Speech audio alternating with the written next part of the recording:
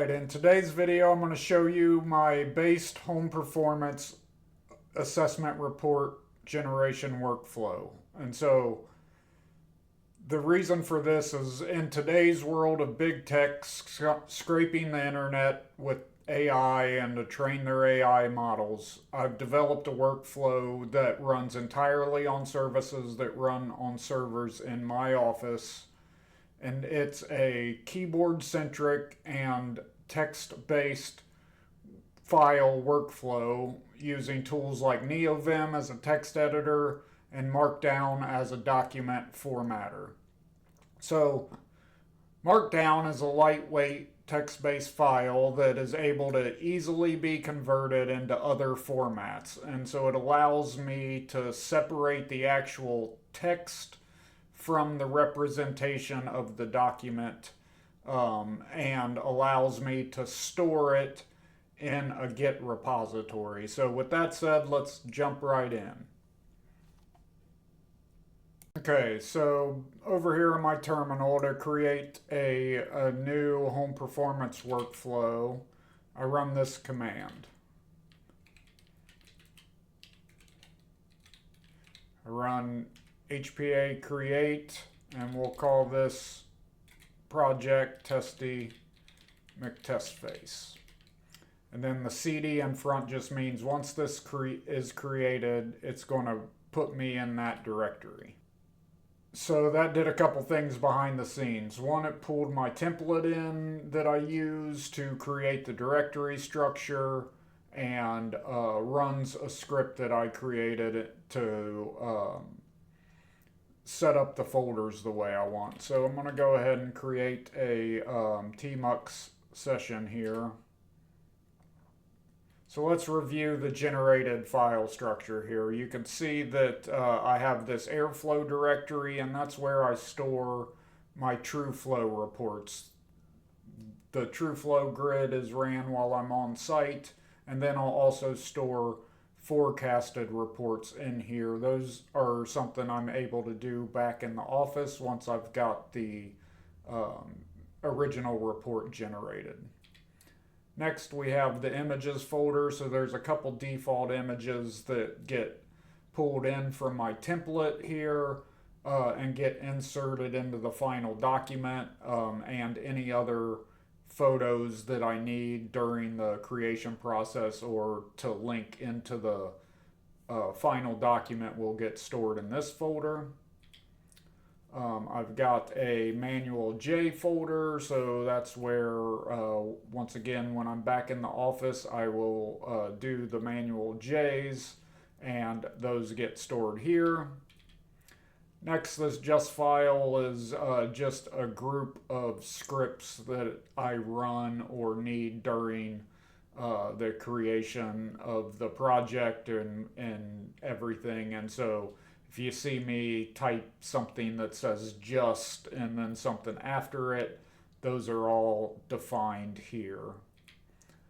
Next, we've got a questions.md file. This is questions that I fill out while I'm on site at the customer's home, gathering information, and so that is the purpose of this file.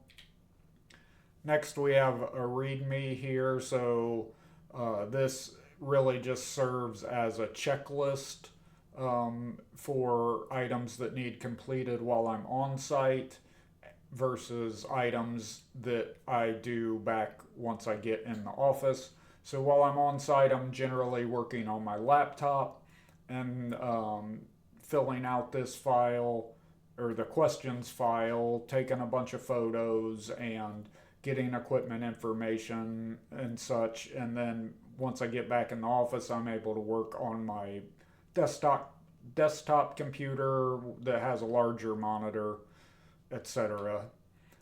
This report is actually what is the template file, and so we'll be walking through this a little bit more in depth, but this is where I store all the text for the PDF generation that gets done later.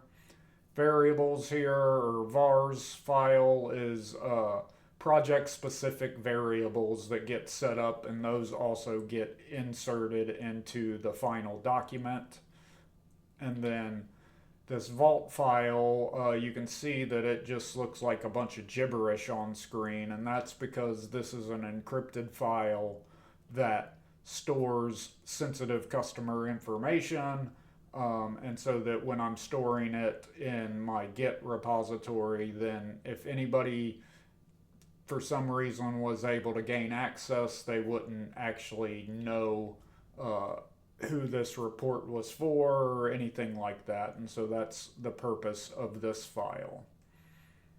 The next step of my process is to edit the variables file. So what I'm going to do here is this actually occurs before I go on site with my laptop, and so I will run just edit vault, if I can type. And what that does is decrypts the file temporarily while I'm editing it, and then I can store the customer information here. And so we're going to just say that the customer's name is Testy McTestface. I'll go ahead and leave this fake address and everything.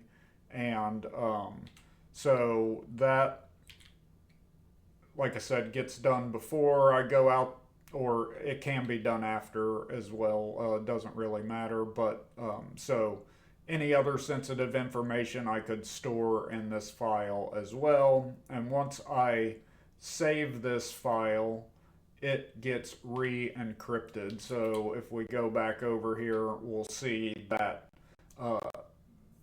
these numbers all change, and that gets saved and re-encrypted. Next, I'll go ahead and open the report file here, and we can explore what that looks like. So the stuff at the top really just generates the first page of the document. A lot of it doesn't really matter, but it uses some of those variables to fill out the first page of the PDF or cover page. And I'll show you that once we create everything. And so then we have the table of contents here. And so this just allows, it makes the document look a little more professional, and allows you to click on the links in the PDF and automatically scroll to that section of the document. I feel like it just makes it kind of nice. So next we have the introduction section, and so this is primarily just boilerplate text that is the same for every report, so I don't really have to change anything here. You'll see that this is one of the images that gets pulled in into this section. And so then my next section is titled How Leaky Is Your House? And so this is where I will talk about how the importance of the blower door test, as well as insert some of those variables as far as what the blower door test result was, the square footage of the house, and the layer or the leakage area infiltration rate. And so that will, that's what this section is about. And just keep in mind, this is not filled out yet. This is just my template. And so then next I will do the observation section. And so this has two subsections, one where I will list out observations that I discovered while I was on site, both for the HVAC system and for the house as a whole. And so like I said, these are things that get filled, that I need to focus on and fill out. And you'll see these warnings here are just notes for myself. They don't go into the final document, but these let me know which areas I need to address for creating the final document. Next is our load calculation section. So at the top here is some boilerplate that stays the same. And then I like to generate this table that shows the different loads that I like to run. I always run a load calculation at the current air leakage, and then once I have that modeled in the Manual J software, I am able to run two other, or at least two other calculations at different air leakages. And so I'll generally do one that is maybe an easier target if they decide to do shell upgrades, and then one that I always call a stretch, and that is an air leakage that's probably harder to get to or would require a larger budget in order to get to.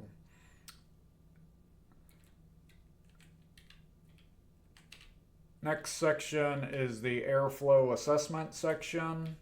And so it has some boilerplate up here at the top that I talk about static pressure and the importance of static pressure. It talks about what we consider low, acceptable, and high ranges. And then I will have sections here that are the current true flow measurements that were taken on site, or the current static pressure, as well as the forecast results. And so what I do is link those images here. I take screenshots of them, link them here so they don't have to go view the entire document unless they want to. And I will also summarize those in this section in order for them to sort of have an understanding of where my head is at for this section. So let's go ahead and close that. And then the summary is really the most important part that I need to spend time on. And so this is where I am going to break everything down into more detail that is outlined throughout this report. And like I said, this is the section that I generally have to spend the bulk of my time on, and I will have ballpark estimates in this section in order to allow the customer to choose what paths they're interested in, and I'm not wasting time generating a bunch of quotes for things that they don't want to do. So next, since the purpose of this video is really to show you my workflow of creating the report in the PDF, I'm going to copy some files that I already have prepared for this. So I'm going to copy the report. I'm going to copy the true flow files, and I'm going to copy the questions that were filled out and images.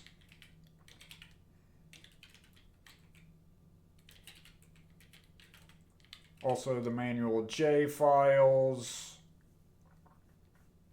I believe that is it. So next I'll open up the README that has the checklist items here, just to show you how this works. And so since I went ahead and copied those files, I can mark all of this stuff as complete.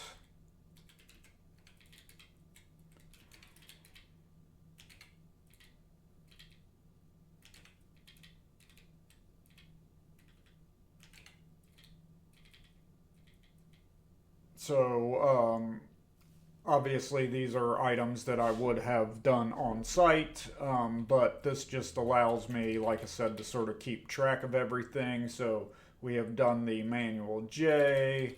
I would have created the true flow reports and forecast at this point. Um, I would have taken the screenshots of those that I would need in the final report at this point. Um, this section actually needs moved down further. So then at this point, I would start making sure that I start filling out the report template and the variables. So I do need to go ahead and edit those variables for the project. So let's do that. The only ones I really need to focus on here are the square footage, the CFM 50, and the layer. So for this project, it would have been the square footage of the home is approximately 5,600 square feet. It had about a 2,000 blower door. Really, it was a little bit under that, but 2,000 is a little bit easier to work with on everything. And the layer ended up being a 0.35 to 1, so not very leaky based on the size of the house.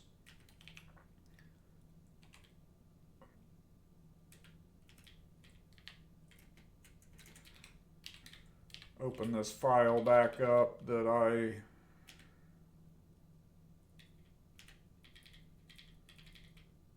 forgot to save, of course, so let's fill these out again.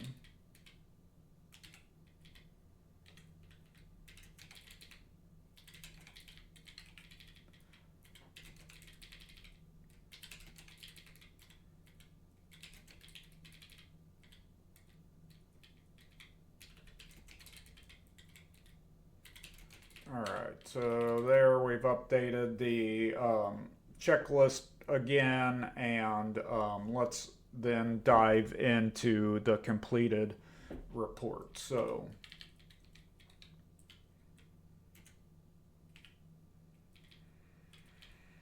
all right.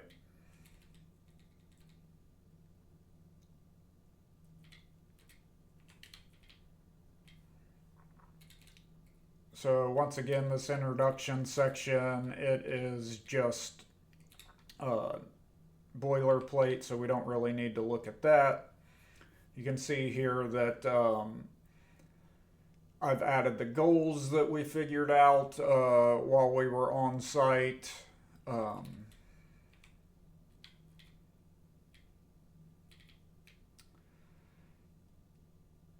the air leakage, and so here is the photo of the blower door report, and so as you can see, it's a little under 2,000 CFM 50. My zonal pressures that were done on site, and so this sort of shows some areas that leak the most in a sort of easy to digest format. I do make a disclaimer here that we use a simplified method and that the true connection to outside is beyond the scope of our initial consultation.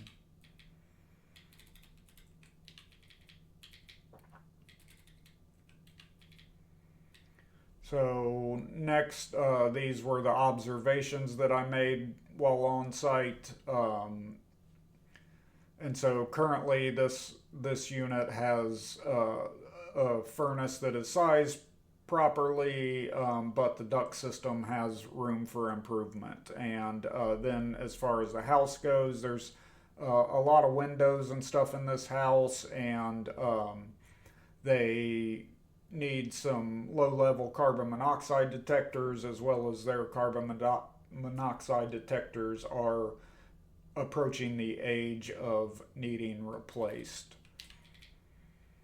So then on to the load calculation section. What's interesting here, or what I found interesting, is that even with my improved air leakage rates, it really does not change the size of the equipment very much. And so that's because this house is already pretty tight. And so not really much of an improvement based by improving the air leakage. And so I just sort of found that interesting, and I feel like having this table is a little more digestible for the homeowner versus um, I think the full Manual J report can maybe be a little bit intimidating.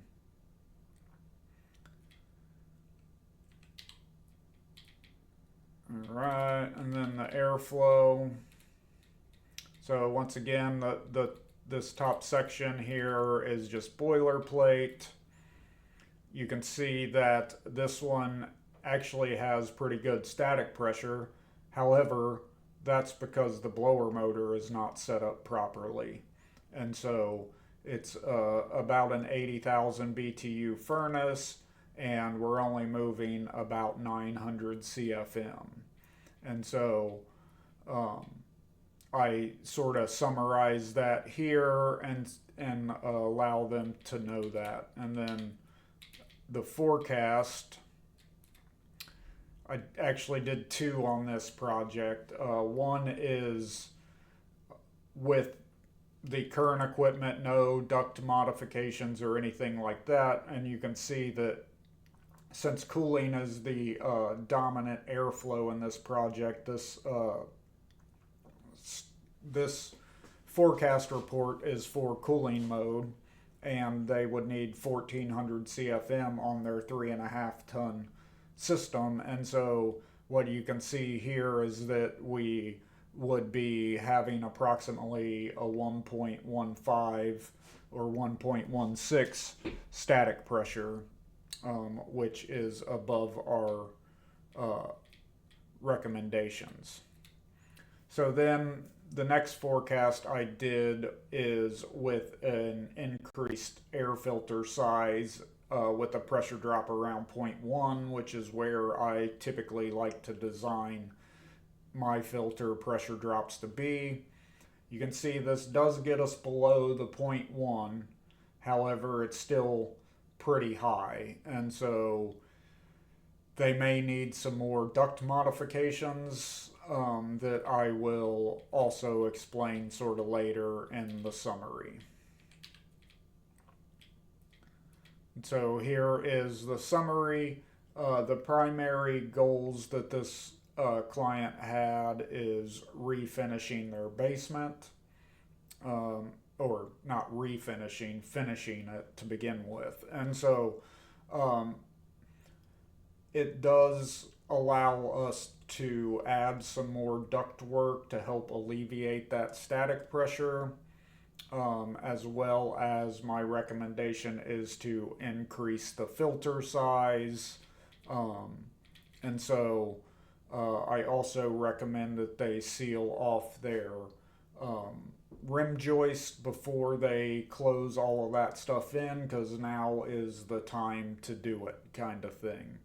And so I give them some advice on the home has a whole lot of can lights, so I recommend upgrading those to LEDs. Those generally have gaskets and sealed a lot better. I give them some links to some low level CO detectors from TrueTech Tools, of course, and uh, then I also address one of the goals of the guest bedroom. It's a frog, which is a finished room above a garage. Those are always a challenge. It's the furthest away from the HVAC system. The duct is like a 6-inch stack run that goes there, and is not enough. And so basically, I say that it's next to impossible to solve that room with the current duct system. And then there are some options we can do best of which would be to just separate to a new system, and then we would uh, then at that point their current HVAC system is going to be way too large. So this is one of those things that sort of blows the budget up pretty much. And so I also, since the house is about 5 years old, I let them know that this is probably better to address if or during the time that the next system needs replaced. Then I also say that a mini split would be a decent option, and that is essentially it. So what I would do at this point is run this command, which generates a PDF. So this takes all of those values, puts them in a template, processes that template, and generates a PDF. So let's move this over here to this other screen. And so this is what the final report looks like. And just so you know, this is where I would just want to make sure that things are looking correct and modify from there. And so I can run that script over and over again, and it will not be a problem. It'll just regenerate it. So I can show you here how I can move with the links to a different section. So let's move to the how leaky is your house section. You can see it pulled that image in. You can see how the tables for the zonal pressure get laid out.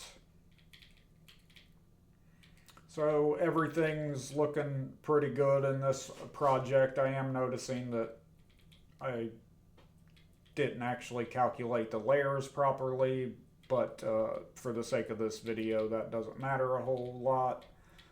Here is my true flow report. Like I said, I take a screenshot of that so they don't, and then I can summarize it, and they don't really need to pull up the full file, although we do provide those to them as well. And then here's my first forecast and my second forecast with the upgraded filter that I recommend. Summary, all of that looks good. You can see I generally put budget numbers in bold just so they stand out. Anything that's green is a link that they can click on. So all of that is looking good at this point. So I will go back over here and we will move on to the next section of what I do. Okay, so my next step of the process is generating cloud storage, which for me isn't really in the cloud. It is a network attached storage that runs here in my office. Those are often referred to as a NAS. And so I run this command that's just cloud storage. And what that does is copy over the files to my network attached storage. I don't copy everything, only what is needed. So if we go back over here and I refresh this page, which takes a second, you will see that we have a new folder for the customer.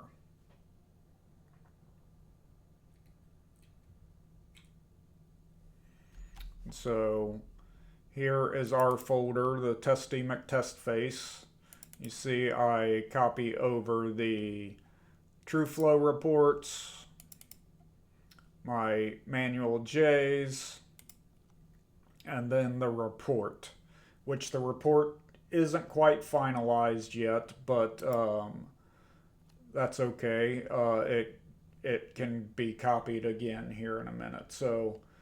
So then what I do at this point is I need to create some links so that the customer can access these files. And what I do is I generate a link and I make it expire in a couple days. So we'll go ahead and set the expiration for December 1st, and then I will create, and it copies the link to my clipboard. So now at this point I need to go back here into the report, and down at the bottom I have some of these they're called reference links, and so this allows me to use them further up in the document, but store them all here at the bottom, and so it makes it a little bit easier. So I'll go ahead and put this link that I just created here at the bottom, and then I have another script or keybind that I created that allows me to convert this into a short link. And so short links are like, if you've ever seen the bit.ly links or whatever, similar to that, but it's a service once again that runs here in my office. And so what I do is type space LC, and that will prompt for a couple things that are needed. And so tags allow me to easily see what is or what the link is for. So I'll put consult and test. I can also allow this to expire. So generally I would put 30 days, even though it'll actually expire before, because the other one I set for December 1st or whatever, but I'm not going to do that math. I'll just do 30 days. Short code I don't need. And then what that does, it goes out and creates the link, and you can see that it went ahead and updated this line with the link. And so I would do the same process for these other three that I need as well. So that's for the manual J folder, and then the TrueFlow file, and the forecast file. So I will go ahead and do that and bring you back in just a second.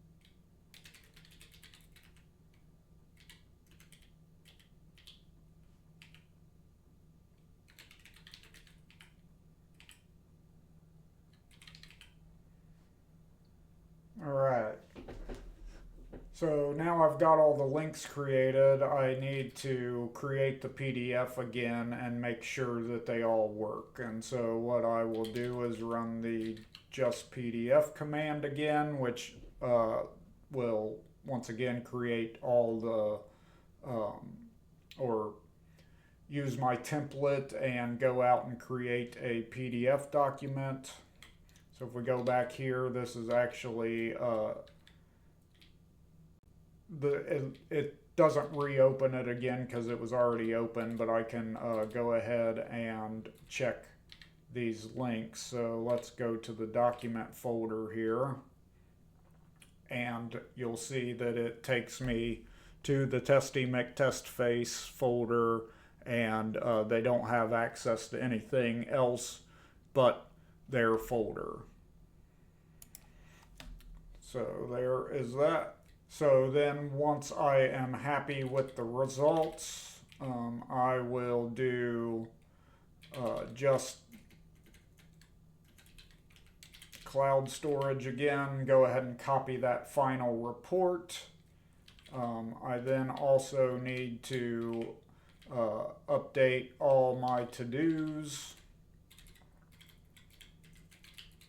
So we've generated the cloud storage now, we've generated the report, we've reviewed it, uploaded it, and for video's sake, let's say that I sent the final report. Then so at this point, what I would do is I need to, since this is a Git repository, I need to commit the files that I've edited, and then I can store them and be able to retrieve them from other computers in the future and regenerate reports or whatever I need to do. So I'm going to say git add, so that just adds everything. Then I will say git commit -m finalized report and sent to customer. I then have to fill out my password on git push, and that pushes that up to my Git repository that I host here. So if we see, you can see that I just now pushed this result here, and it has everything stored. I don't store airflow because that has customer information in it. All of these don't really have any sensitive data. Man-J, I actually probably need to not store those because they do have customer information in them. And all my other files are here. I can click on the report. Some of this won't, because it's actually a templated file. You can see it's not quite the same, but it still looks pretty decent and can give you an idea of everything. So in summary, that is my workflow of generating a home performance report without relying on big tech companies, without using a mouse all that much like a peasant, and allows me to focus on my tasks at hand to get similar reports or consistent reports to my clients. And so I hope you liked the video. Don't forget to like and subscribe, and I really do appreciate your time watching. Thanks.